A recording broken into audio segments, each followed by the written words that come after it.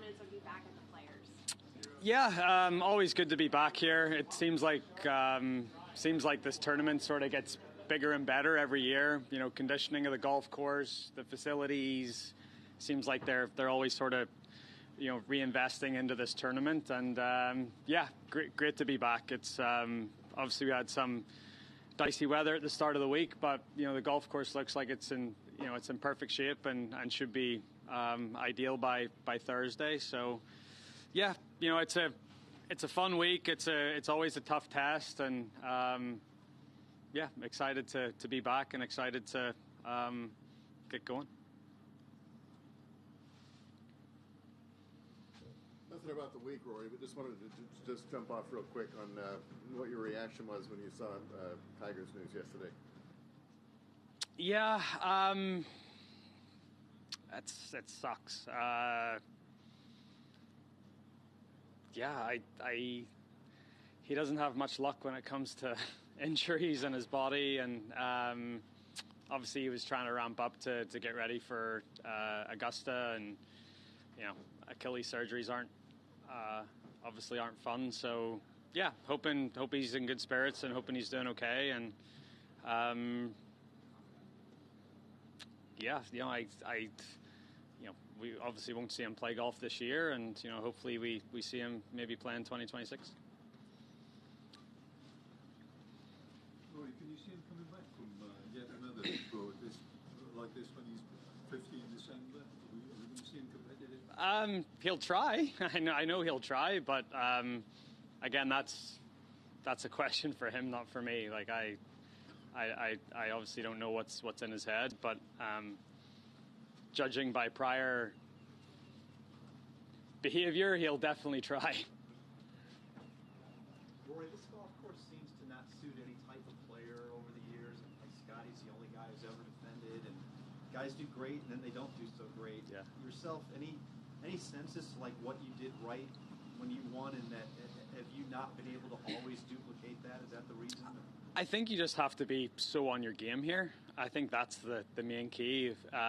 It's such a course on execution, and if you're not executing like 100%, you leave yourself in spots where it's really tough to get up and down, and you can just, you know, I saw someone say yesterday, like you can hit one ball in the water and then the very next shot you're faced with the same shot. You know, it's just like you know, mistakes can compound here pretty quickly. So you really just have to be on your game and execute as well as you can. And, you know, I think more than any other course that we play, that's what it demands. You just, like, you have to hit the ball where you're looking. And if you can do that, you know, you can do well here. But it's, and visually if you're uncomfortable with a certain type of shot, or visually it's very demanding. So it makes you uncomfortable as well.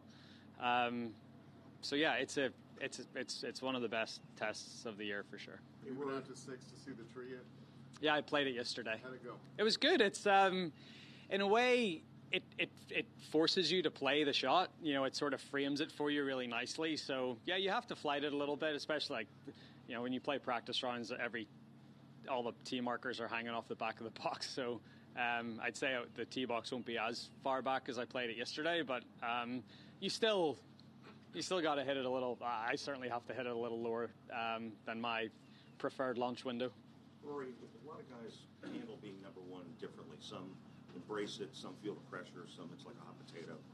How do you feel about it? And I'm kind of where I'm getting to is the way Scotty's handled it for as long as he has.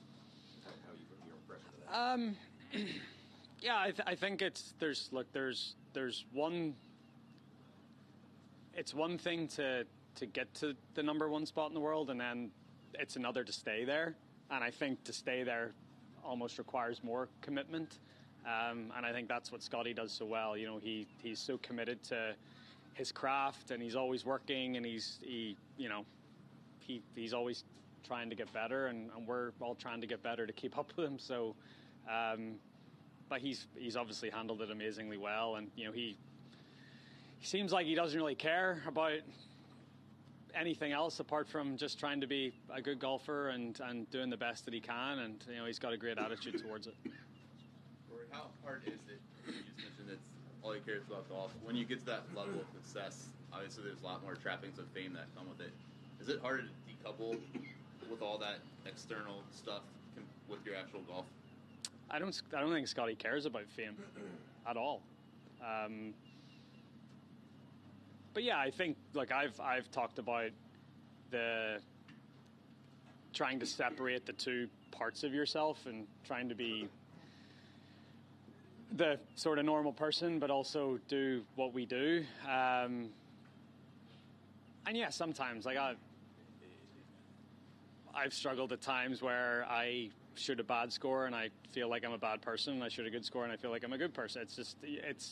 I think more than any other sport, it's very hard to separate the two sides of it. But as I said, I think Scotty does a really good job with that. He gets to the golf course, he's fully committed to doing what he does, and then he seems to have a really good ability to forget about it once he leaves. Rory, what's in the bag this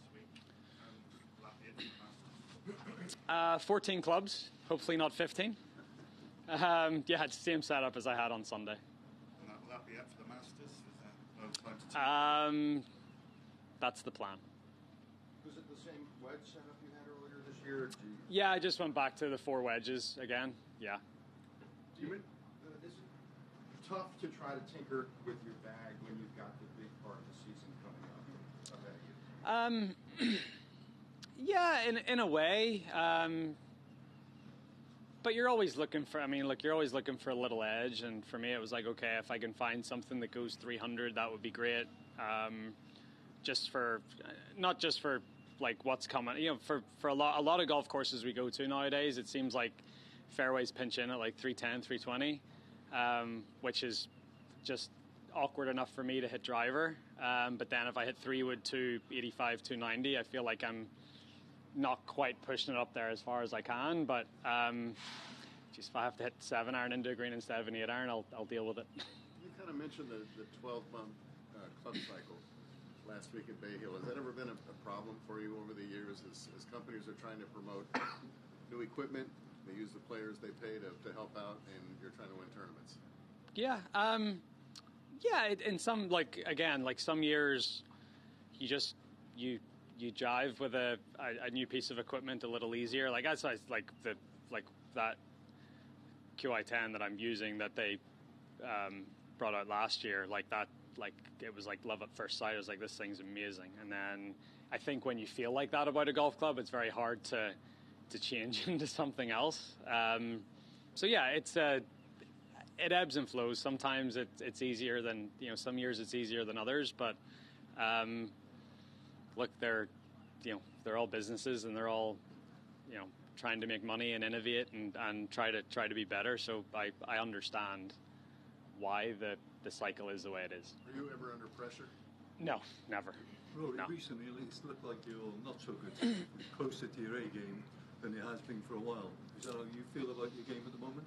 Yeah, it feels good. I think I'd say even the 2 finishes post Pebble have been like almost like the worst that they could be. I finished bad on Sunday at Bay Hill. I finished bad on Sunday at Torrey Pines as well. So but the one thing I would say is, from the turnaround of my putting from Torrey to Bay Hill was great. I finished, I think, 5th in putting last week. So to see that turnaround was really encouraging, and that's something for me to be really encouraged about going into the next this week obviously, and then the next few months.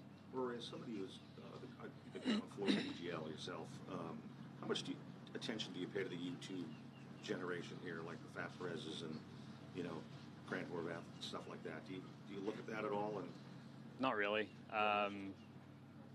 Yeah, I'm not of that generation. I'd much rather watch pure competitive. I'd much rather watch this golf tournament on Saturday and Sunday than watch YouTube golf. Is there any part of you that's fascinated about how many eyeballs are on that though right now? No, look, I'm happy for the people that enjoy it, but I enjoy something else.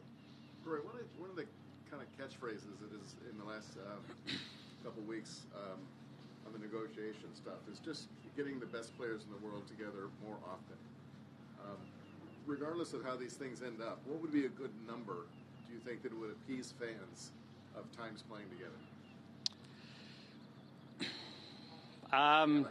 You'd have to ask the fans. I don't know. You're a fan. You watch on Saturday and Sunday. It's more. Well, hopefully, I'm not watching Saturday and Sunday.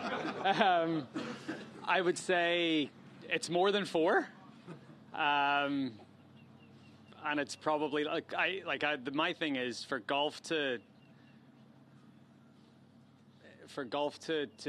stay where it is and be relevant. It needs to be. Say we're trying to go for this. Well, no, I mean the worldwide year. It's a year-round calendar. It's got to be once a month, or if not more, right? I think 12 times a year, or maybe a smidge higher than that. I think it would be a good number. But again, that's yeah. Does it need to be worldwide? Yeah, I think there's an opportunity for it to be worldwide. Yeah, golf isn't just played in America. It's played, it didn't start in America. It's played in a lot of other places in the world. It's been, I would say, look, the main source of capital for professional golf is in America.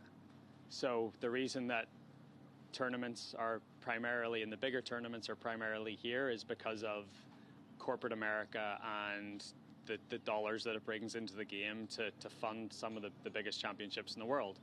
But I think there is an opportunity to have some of the bigger tournaments outside of America. I mean, I've always been a worldwide player. I play all around the world. I start my year in the Middle East. I come over here. I go to the UK after the FedEx Cup playoffs. I go back to Europe and play 4 or 5 events. So, there's an opportunity. I think we need bigger events in Australia. I think the Australian Open needs to be put up, and sort of held to a higher, the Australian Open was always a very big tournament back in the day, and I think that could be one that could be elevated, along with some others. But yeah, I think there's certainly there's an opportunity there to be a little more global and worldwide. Roy, do you even think any of that is being part of the discussion right now? Are we even at that point where that is, the global idea is part of the tours, Yeah, well, look, the DP World Tour are a part of this. So, I mean, that's the international tour. And they've always been a part. It's the narrative's always been PGA Tour and PIF, but DP World Tour were in that framework agreement too. So that's a part of it as well. Rory, did you saw Tiger and PGL, assuming you already played with him on the course for a while? So did you get a sense that at least he was looking, gets somewhat of a sense with the swing? Did you think he was kind of getting close, or could you tell just by seeing him swing a club that he's Well, he said he'd only touched the club 3 times or something so I wouldn't say he would have been necessarily close. But he was obviously trying to get closer by ramping up and training and practicing and doing whatever he was doing. But I'd say he was trying to catch up on some lost time there. You've been relatively injury-free, minus a few soccer games and what have you. How do you see your career winding down? You've got time. You hit a certain age where you're just not quite as good anymore. How do you come to grips with the fact that when you get to an age, I'll be okay with that. I mean, I'm very happy to move aside for the younger generation to come through. I think I look at other sports. I've had an unbelievable. I turned pro in 2007. I'm 18 years into a career. Not a lot of athletes can say they've had an 18-year career. I'm only 35. I'm not. So, I can acknowledge how lucky golfers are to be able to do what they do for so long compared to other athletes. So, whenever I feel like the time is right, I'll have no problem moving aside and letting the next generation to do their thing. How do you think you'll know?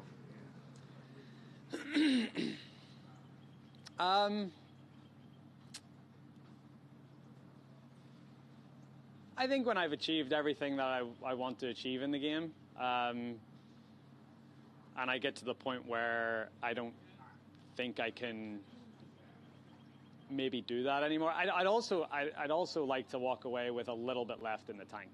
I don't want to be out there embarrassing myself. So, I'd like to walk away maybe a little before I should. Put it that way. There's always one more, but but that's okay. I think if you can come to terms with that and walk away on your own terms, and that's a good thing. If it's still in play like it is now, would you still have the burn to compete in Champions? Sorry, say that was that? If Champions Tour is still kind of what absolutely it is not. I will not play Champions Tour golf. I've said a lot of absolutes in my time that I've walked back, but I do not envision playing Champions Tour golf. Something has went terribly wrong if I have to compete at golf at 50.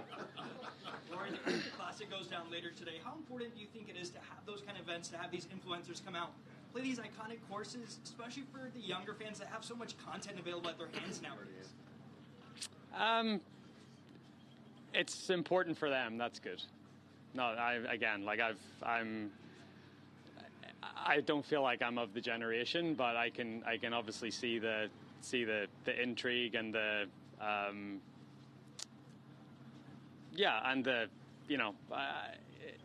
it's look, I think it's cool for some people, but it's not. I don't think it's quite for my generation. We have last question right over here on the left. Yes, Rory, you talked about the sixth hole of the tree there. That you were there with the whole tree there. What adjustments?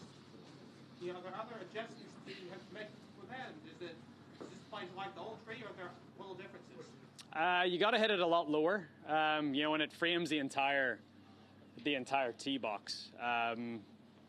It's sort of like you're hitting under like a bridge, or like hitting through a tunnel almost. So yeah, you just have to be a little aware of your launch angle and make sure you don't get the ball too high at the start. So it's similar to the pre-2014 tree. No, I think it's better than I think it's better, and it forces you to hit more of a particular shot. All right, thanks, Rory. Thank you.